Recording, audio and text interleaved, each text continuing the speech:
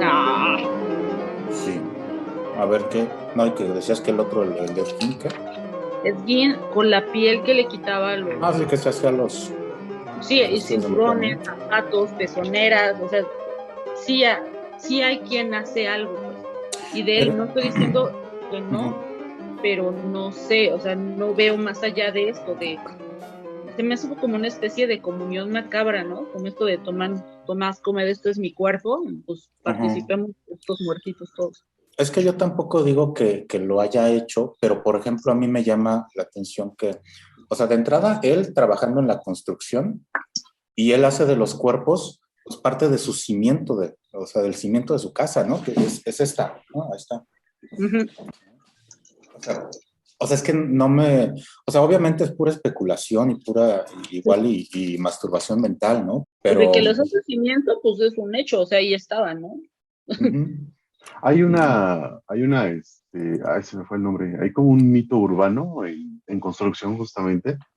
No sé si se haya trasladado a Estados Unidos. Yo no lo he escuchado aquí en México. Y justamente, ¿no? En las zapatas, en los cimientos, era común, cuenta la leyenda, ¿no? Que contrataban gente en situación de calle para trabajar en una obra, ¿no? Y como eran personas que nadie iba a reclamar, ¿no? Las metían ahí en las zapatas, ¿no? Para que sus cuerpos dieran como que sostén ahí a los edificios, que no se cayeran ni nada por el estilo, ¿no? De hecho, Pero creo que así como lo dices, Edgar, ¿no? Creo que suena muy, muy padre, ¿no? El hecho de esos cuerpos eran parte de sus cimientos, ¿no? ujú. Creo De que, hecho, creo que sí podría prestarse para pensar mucho. Ajá. sí, de hecho estaba pensando, es que esa leyenda yo la había escuchado un poco más macabra, que cuando se hacían los puentes para conectar de ciudad en ciudad, tenían que sacrificar niños, que los niños se ponen en los cimientos de los puentes, no sé si los han visto, ¿no? Para las salidas de los pueblos se hacen como pilares y el puente para cruzar un río o la carretera para irse a otro pueblo, se tenían que poner niños, como que es parte para que pudieran, como un sacrificio a alguien, para que se pudiera armar la construcción.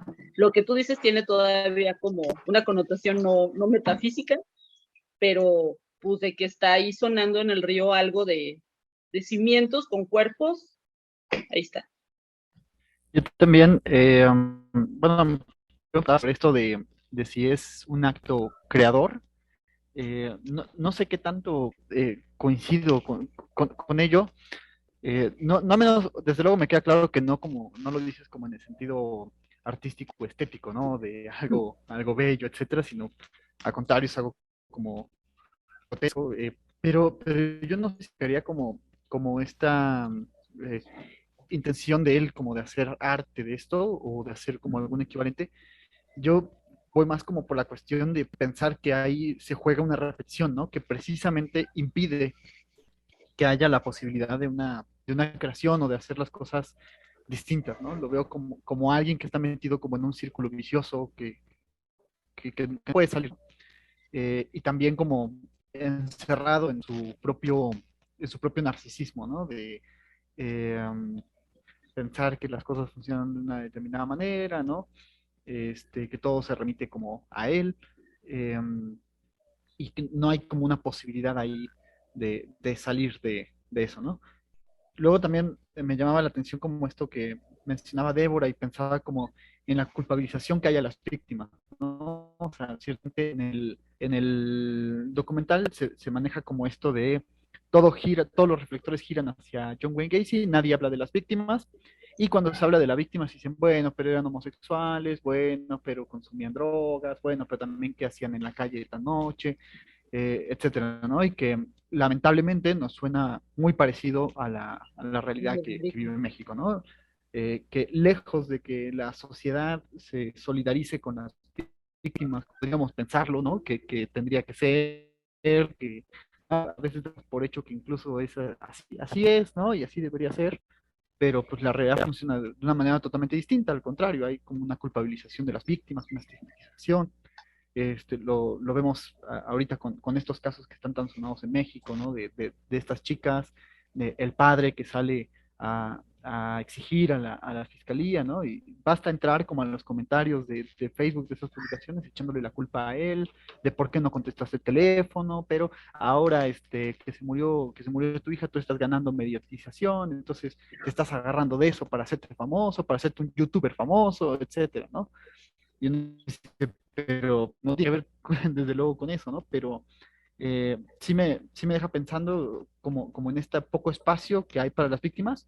O sea, cuando yo decía que había que dar como espacio a la versión de John Wayne Gacy, ¿no? Y ver, pues también hay que dar un espacio, desde luego, prioritario a las víctimas, ¿no?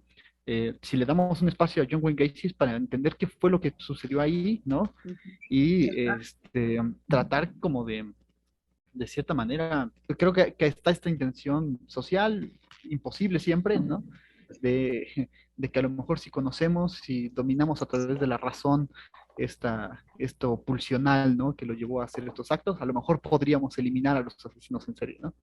Que es algo imposible, es algo utópico, pero que de cierta manera la criminología, la psicología, etcétera, no dejan de intentar, ¿no?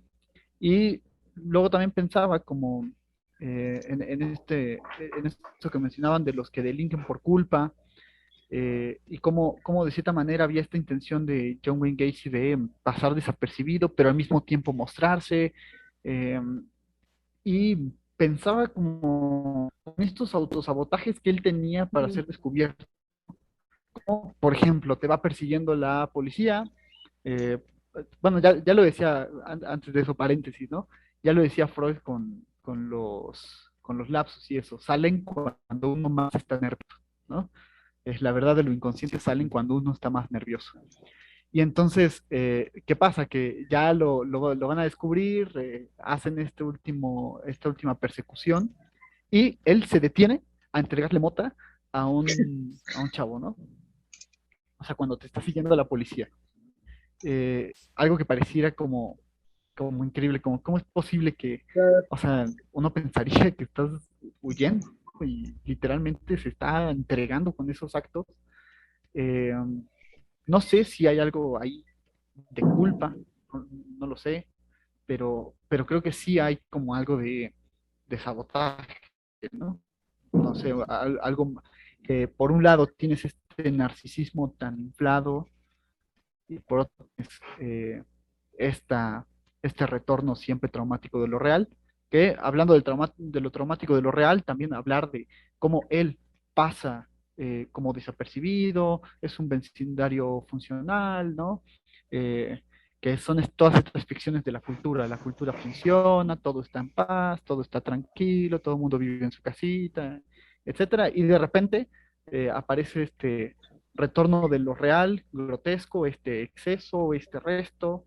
De repente se descubre que en una casa hay 33 víctimas ahí, eh, pues enterradas, ¿no? Y viene como esto real, traumático, que también nos deja pensando como siempre en la relación que mantenemos con el otro, ¿no? Como uno sí se queda ciscado como de qué podemos desconfiar en los seres humanos, ¿no? Y son esos momentos en los que gracias a Dios no soy humanista, gracias a Dios no creo, no creo en el ser humano ni en su bondad intrínseca, ¿no? Sino me recordaba una frase de Bataille que me gustaría, perdón que tome como el tiempo, pero me gustaría como leer, compartirles esa frase, ¿no? Que a mí me llama mucho la atención. Dice, en cada uno hay un animal encerrado en una cárcel, como un preso, y hay también una puerta. Y si entreabrimos la puerta, el animal se abalanza hacia afuera como el preso que encuentra la salida. Entonces, provisoriamente, el hombre cae muerto y el animal se comporta como animal, sin preocupación alguna por suscitar la admiración poética del muerto. En ese sentido, se puede considerar al hombre como una cárcel de apariencia burocrática. De cierta manera, nos devuelven esto también sobre el hombre, ¿no? El hombre es una apariencia burocrática y estos personajes siempre aparecen como para mostrar al animal del... Yes. Es como un poco la idea de Thomas Hobbes, ¿no? El hombre es el lobo del hombre. En estos términos, bueno, pues, obviamente Thomas Hobbes es como que la idea de, bueno, somos malos, entre comillas, por naturaleza, ¿no? Es necesario una monarquía que domine, ¿no? Sobre estos deseos, ¿no? Egoístas, ¿no? Creo que lo maneja así como un deseo egoísta, individual, y pues necesitamos del monarca que aplique la ley, ¿no? Eh, Aunque, por otro lado, bueno, aunado un poquito a lo que comentaba en un inicio, ¿no? Esta super fascinación que hay, desde el hecho de que alguien haya dictaminado hacer un documental, ¿no? Dirigido para cierto público y demás, me hace recordar un poquito lo que Freud nos mencionaba en Tres ensayos para una teoría sexual, ¿no? O sea, aquellos actos que nosotros pensamos como ruines, perversos, ¿no? Hace falta nada más dar un vistazo a la sexualidad neurótica normal para entender que son elementos que difícilmente faltan, ¿no? Que son elementos que llevados un poquito o un poco de pasos más arriba, pues por supuesto que serían tachados como esta parte grotesca, perversa y demás, ¿no? Creo que de ahí surge en gran medida, ¿no? El interés que se tiene sobre estos casos, ¿no? Eh, el hecho de que, mira, ¿no? Existe alguien que sí lo logró hacer, ¿no? Existe alguien que eso, a lo que en mis sueños yo nada más puedo darle rienda suelta, lo hizo en la vida real, ¿no? Y todo lo que mencionabas, Débora, ¿no? Sobre los clubs de fans, ¿no? Que no son pocos, ¿no? O sea, se vuelve casi hasta sectario, ¿no? Cada asesino como tiene ahí como que su público, ¿no? Gente, ¿no? Que los mira, ¿no? Que los estudia, ¿no? Con cierto detenimiento, pero al mismo tiempo con un interés bastante, bastante álgido, ¿no? Que nos hace pensar un poquito en eso, ¿no? Así como de esta frase tan popular de Freud, ¿no? La neurosis es el negativo de la perversión, ¿no? Dado que, mira, ahí sí pudieron, ahí sí se atrevieron, yo con esto nada más sueño, yo con esto nada más, puedo, pues, darme voladas mentales, ¿no? Pero sí hay afuera quien lo lleva a cabo, ¿no? De hecho, me hace muy interesante por esto que estoy diciendo por varias cosas, esta cuestión de la aceptación social, porque este cuate estaba buscando todo el tiempo que lo aceptaran. De hecho, cuando se junta con una mujer con hijas, es como, no, no inventen, o sea, es un buen hombre, ¿no? Le abrió la casa a una mujer que ya tenía hijas, se casó con ella, le dio espacio, y ante los ojos de los demás, pues había logrado como cierto estatus. Es un buen hombre, un hombre blanco, trabajador, que le da trabajo a otros y que hasta tiene su familia bien establecida y hasta con un buen corazón porque las hijas ni siquiera son suyas. Y todo este reconocimiento que sí tenía, porque la gente cuando hablaba de él era como alguien trabajador, que daba trabajo, que le interesaba la cuestión social, eh, le jugaba a su favor en el sentido de que la gente podía confiar en él, pero también estaba pensando en esta cuestión pues como lo artístico. Antes de que ustedes entraran, le estaba diciendo justamente que sí hay otros asesinos que hacen cosas con sus cuerpos, con los cuerpos de las víctimas. No recuerdo el nombre, pero había un asesino de mujeres que las ponía en una posición como esculturas humanas, bueno, sí, esculturas humanas muertas, no sé, como quitaba cabezas, las ponía cuerpo, las torcía, toda una instalación con los cuerpos de sus víctimas. Obviamente no era algo que pudiera darle reconocimiento social, pero al menos le daba la satisfacción hasta cierto punto estética de que estaba haciendo algo con ellas. El otro, el Ed Gein, el que es la inspiración del Resplandor y de Buffalo Bill, creo, del Silencio de los Inocentes, que con la piel de las víctimas estuvo haciendo cinturones, sillas, las usó para tapizar. De alguna forma también tiene cierto placer estético en lo que está haciendo con los cuerpos de sus víctimas, que de hecho ni siquiera fueron tantas que él mató, sino que desenterraba los cuerpos. Pero en este caso, él está buscando el reconocimiento social, no está buscando un reconocimiento o un placer estético, pienso yo, sino más bien esta cuestión del reconocimiento social. Incluso el payaso pues, es una forma de darse reconocimiento social, ¿no? El permitirse ser placenteramente espantoso hasta cierto punto, pero como alguien que está haciendo algo bueno. Otra cosa, pensando en lo que estaba diciendo Javier, con esto de que como que se autoboicotea y se echa de cabeza, pues de hecho desde la última víctima se está echando de cabeza, rompe un poco el patrón, no es un prostituto, no es un adicto, sino es un muchacho que le gustó, que no tenía nada que ver con él, que se permite ver con él de una forma que lo compromete, y de hecho cuando lo va a tirar al río, hasta tiene un accidente de tránsito, ¿no? Que por eso está todo fregado su carro, porque iba tan rápido de haberlo soltado que no me recuerdo qué accidente tiene, pero siento que en él ya había hasta cierto punto una prisa porque lo cacharan, porque está haciendo cosas que no son tan inteligentes, quizá este deseo de dense cuenta de lo que estoy haciendo. Y pensando más en esto, me hace pensar en algo que me dijo una vez Fernando Azcárate cuando estábamos hablando justamente de los asesinos seriales, que el perverso se pone como el garante de la ley. Y uno de los discursos que él dice cuando los mata es que ellos merecen estar muertos, ellos son escoria, ¿no? Ellos son personas viles y él está haciendo algo correcto. Y de hecho, cuando su abogado está diciendo que él confiesa todo ante la policía, dice, lo confesó como estrategia, como si creyera que los pudiera convencer de que hizo algo bueno. O sea, da toda su versión de cómo los mató, tratando de ponerse lo menos culpable posible, pero a la vez es como, sí, lo hice por esto, ¿no? Ellos son objeto, ellos no valen, ellos son unas lacras de la sociedad, entonces ustedes tendrían que entenderlo porque ustedes son la ley. Yo estoy cumpliendo hasta cierto punto la ley. Hay varias cosas, sobre todo esto que mencionan ya, que ya se mencionó varias veces sobre que buscaba el castigo, y hay un momento en el que, y esto es parte de su voz, de su grabación, que lo dice, después del primer asesinato, el que escondió el cuerpo en el garage, no en su casa, sino en el garage, ¿no?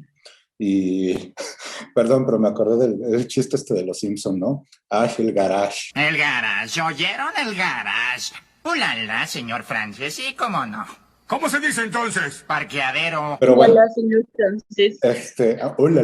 La manera en la que lo cuenta es como que no fue planeado, como que fue, entre comillas, accidental, ¿no? Entre comillas. Pero dice, en la grabación dice que, no, pues es que al día siguiente no pasó nada. No, o sea, no hubo consecuencias, ¿no? Y por eso le seguí, ¿no? Y eso, pues sí, se puede entender como que, ay, pues, no es tanto como que esté buscando el castigo, sino, pues, ay, pues es que no pasa nada, pues lo voy a seguir haciendo. O también porque no pasó nada en ese momento, pues busca que pase.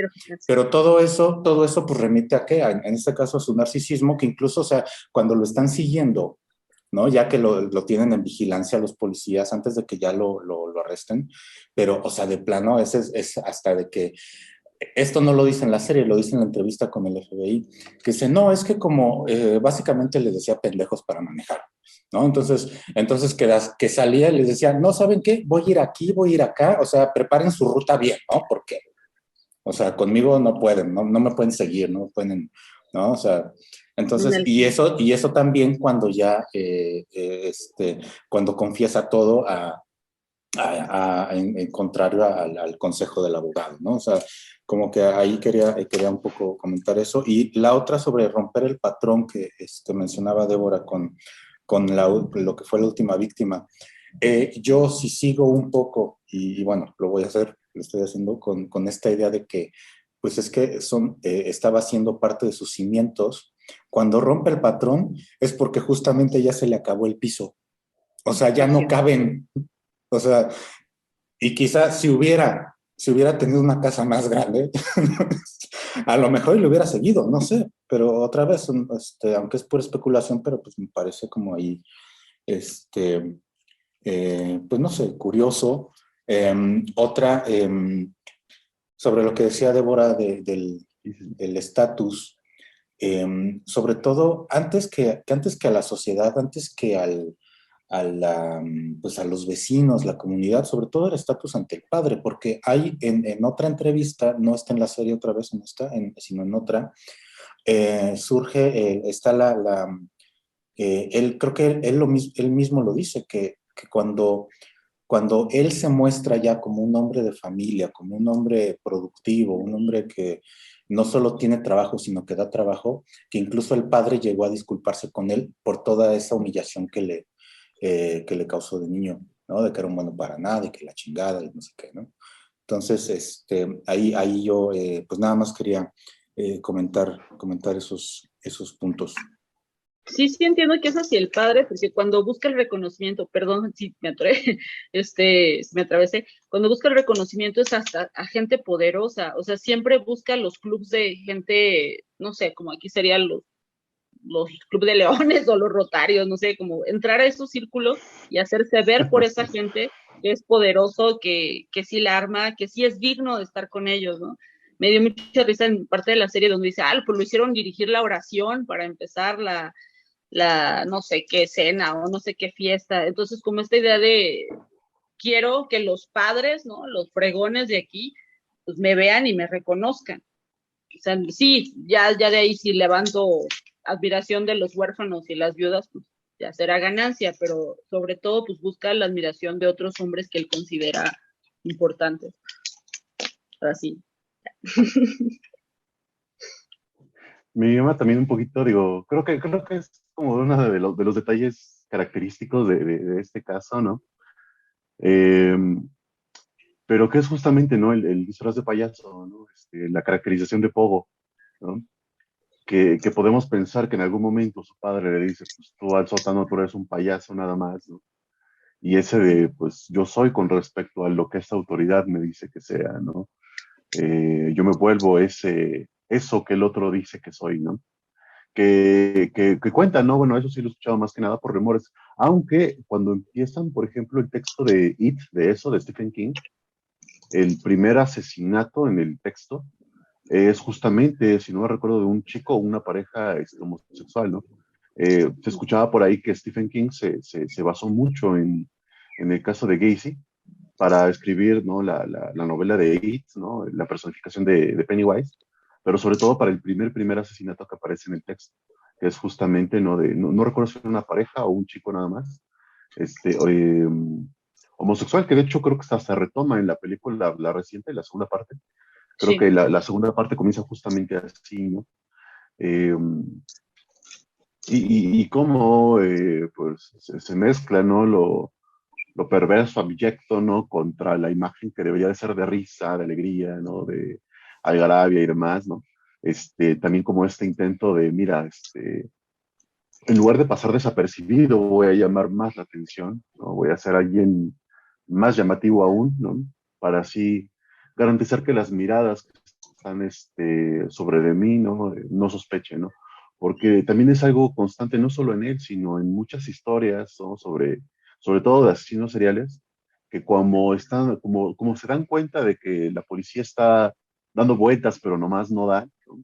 Empiezan a cometer errores, ¿no? Justamente que son los que llevan a su detención, ¿no? El caso de Luis Alfredo Garavito, por ejemplo, ¿no? El caso de Ted Bundy, ¿no? Mucho más famoso, que son casos en los que pasa eso, ¿no? O sea, cometen a Garavito, creo que se le atañen como 190 niños, ¿no? Y en sus últimos casos como que ya los deja ahí muy ahí se va, se le escapa uno y él como de, ay, bueno, ya me da flojera corretearlo, mejor ahí muere, ¿no? Como que dando pie a que justamente sean capturados, ¿no? Para la introducción de la ley sobre ellos. Lo que comenté de que, pues bueno, pues es que están en sus cimientos y justamente cuando empieza a dejar cabos sueltos, cuando empieza a provocarse él este castigo, a lo mejor por una necesidad de autocastigo, pero pues para mí tiene relación con este agotamiento del espacio en el que vivía. Otra vez, y a lo mejor si tuviera otro terreno por ahí, pues, a lo mejor lo hubiera seguido, no lo sé, pero eso me hace pensar que tiene mucho que ver con que él de alguna manera, aparte de que se dedicaba a la construcción, pues incluso ahorita me acordé, lo dice, no, yo de niño, yo no era destructivo como los demás, ¿no? O sea, que no, yo siempre construía algo, yo siempre quería armar algo, ¿no? Yo no era como los otros que rompían ventanas o que rompían, o que, no sé, cosas así. Pero bueno, pues ahí lo dejo y pues sería por especulación, ¿no? Al final de cuentas que pues igual no tiene mucho caso, pero pues otra vez para chaqueta mental está divertido. Digo con todo respeto, ¿no? O sea, mí se me hace muy lógico eso, porque justamente es como traspasar ya el lindero, ¿no? Traspasar el límite. Ya son 3 cuerpos más que no tengo forma de integrarlos, ya no tengo forma de apropiármelos, porque otra cosa que dice es, estos cuerpos son míos, no tienen derecho de tomarlos porque son míos, están en mi propiedad. Entonces, el haberse salido de ese límite lo hace de alguna forma vulnerable a, ya no tengo cómo justificarlos, ya no tengo cómo apropiarlos, no tengo cómo integrarlos a mi, pues no sé, a lo que me he construido de mí mismo, entonces pues ya hace falta que alguien me ponga el límite que ya no me estoy pudiendo poner. Pienso que podría ser otra vez, tomando en cuenta que pues sabe.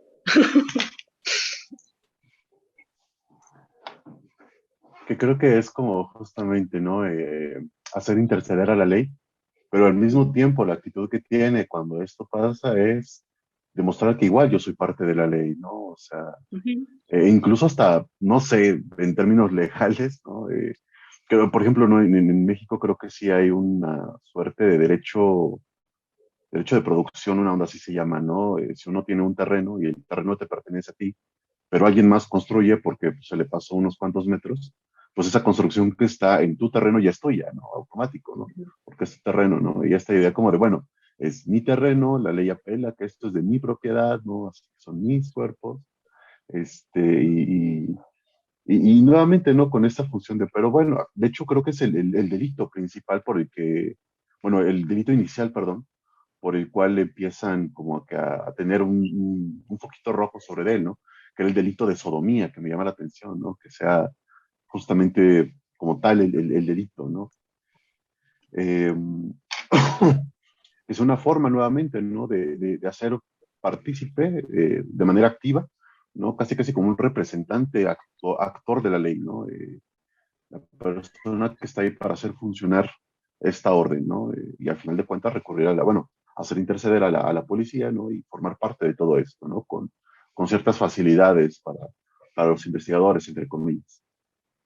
Y también hablando de esto, de las cosas que él dice y de cómo se pone no solamente como garante de la ley, sino como hasta cierto punto superior a la ley en cuestión de los castigos, que al final dice, bueno, a mí me van a matar una vez, pero yo maté 33 personas, gané, ¿no? O sea, al final de cuentas mi ley fue más fregona, por mucho que me apliquen la ley, estoy más allá de esa ley que ustedes han puesto, no hay manera en que me puedan realmente castigar.